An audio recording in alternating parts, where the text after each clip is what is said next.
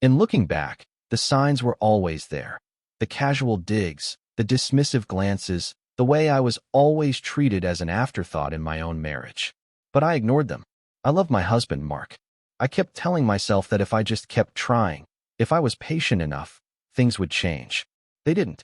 Instead, I ended up on this family vacation in Hilton Head, South Carolina.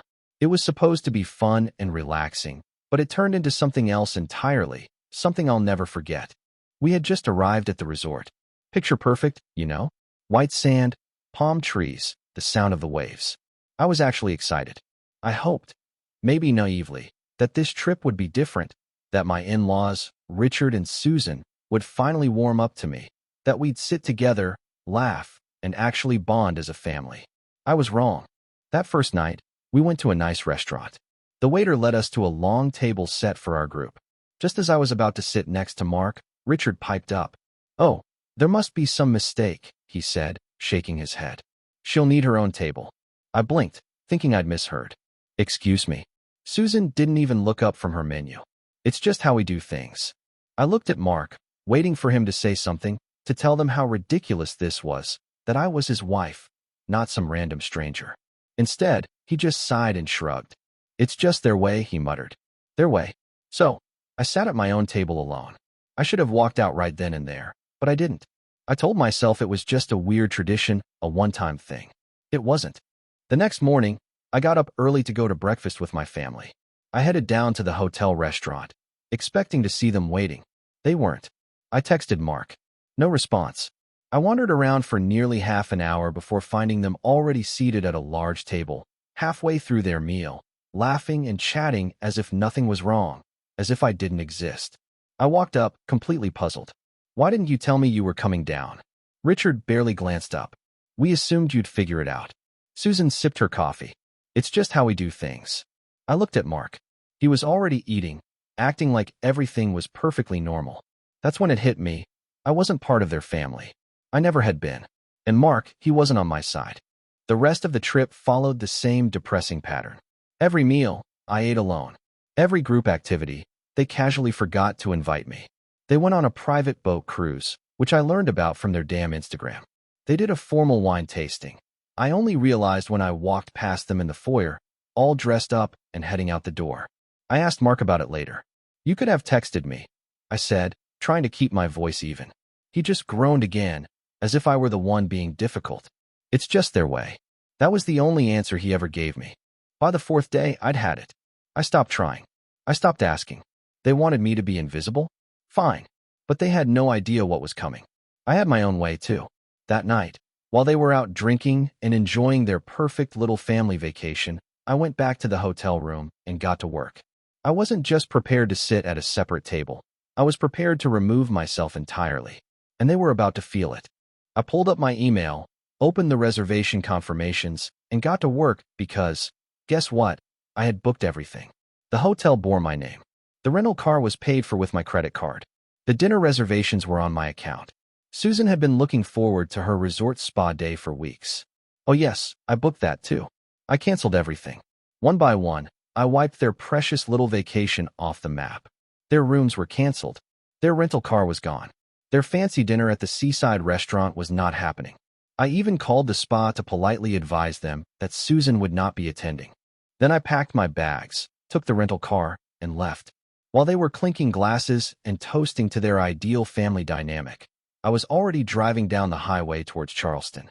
I booked myself a luxury suite, ordered room service, and sat on the balcony overlooking the ocean, finally at peace. Meanwhile, back at Hilton Head, all hell was breaking loose. I woke up in Charleston feeling refreshed for the first time in days. The seaside wind blew through my hotel room as I sipped my coffee and sprawled out in a soft lounge chair, watching the waves roll in. Then my phone started buzzing nonstop. Mark. I let it ring. Then Susan. Then Mark again. Then Richard. I put my phone on silent and smiled. They'd finally noticed. I stared out at the ocean, at the waves crashing gently against the shore. Later, when Mark called again, I picked up. His voice was frantic. "Where are you? What did you do?" "Everything's canceled.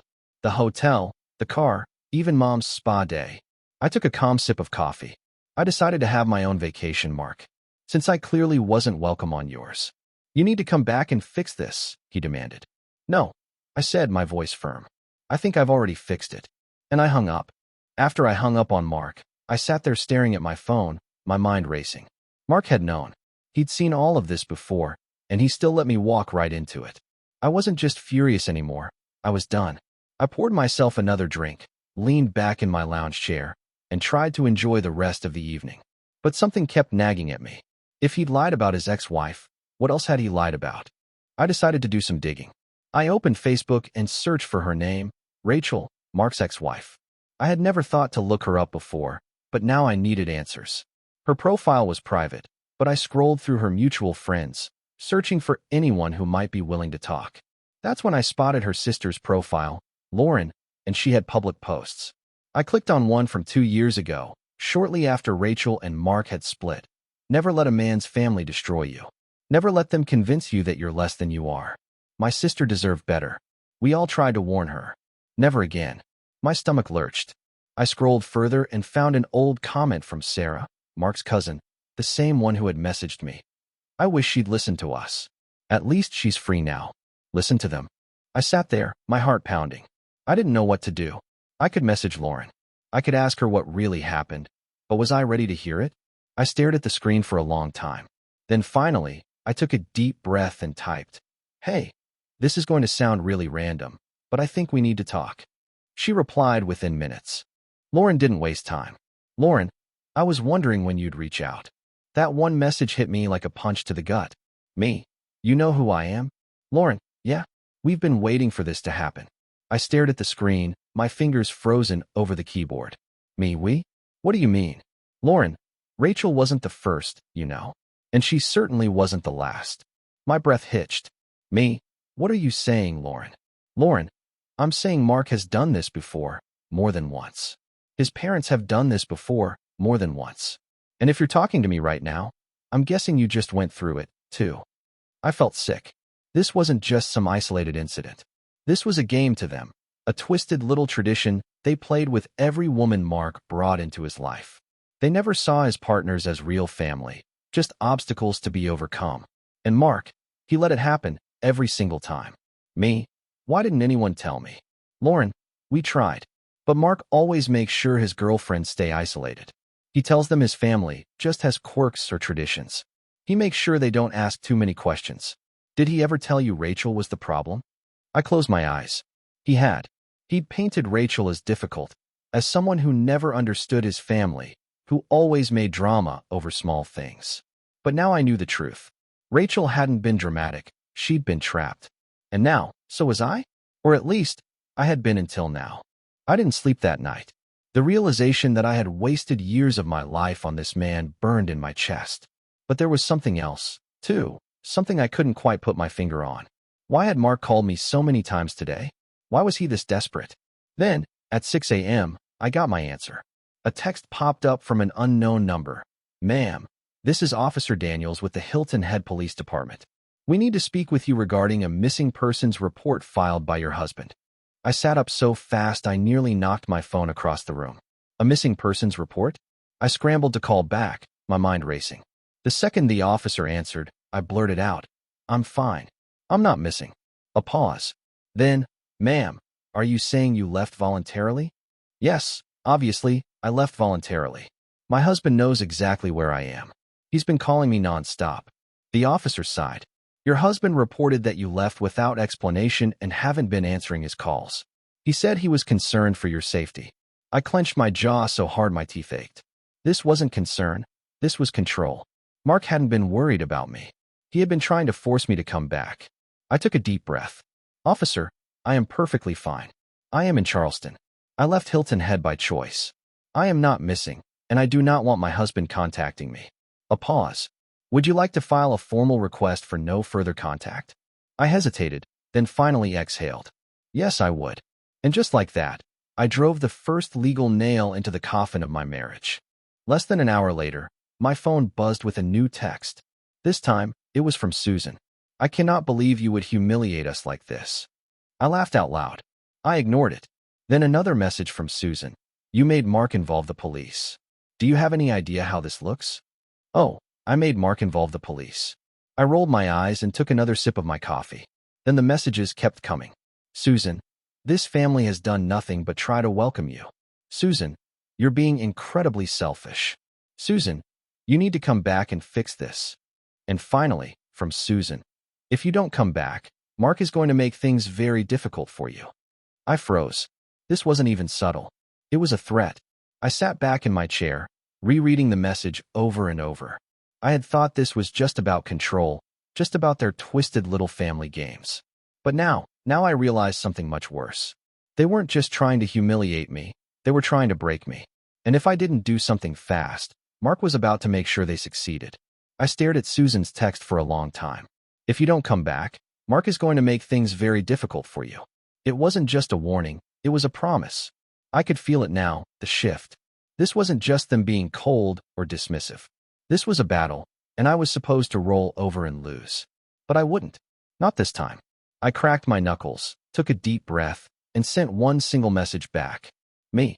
Perfect. Let's make things difficult then. Then I booked a hotel conference room in Charleston and invited everyone. Mark, his parents, and Sarah. Because if they wanted a war, I was going to bring it right to their doorstep.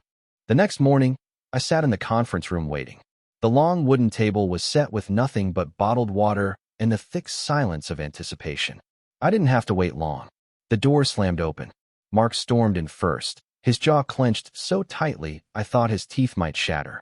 His parents followed, Susan's heels clicking sharply against the floor, Richard's face already flushed with anger. Sarah came in last, hesitant, her arms crossed.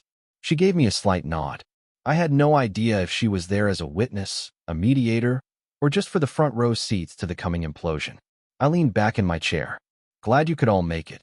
Mark's voice was tight. What the hell is this? I smiled, slow and deliberate. A conversation. You've been so eager to talk, so let's talk. Richard scoffed, arms crossed over his chest. You think this is funny? No, I said quietly. I think it's pathetic.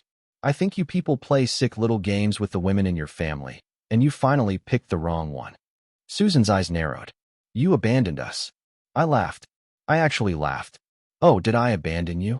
That's rich coming from the people who spent an entire vacation pretending I didn't exist.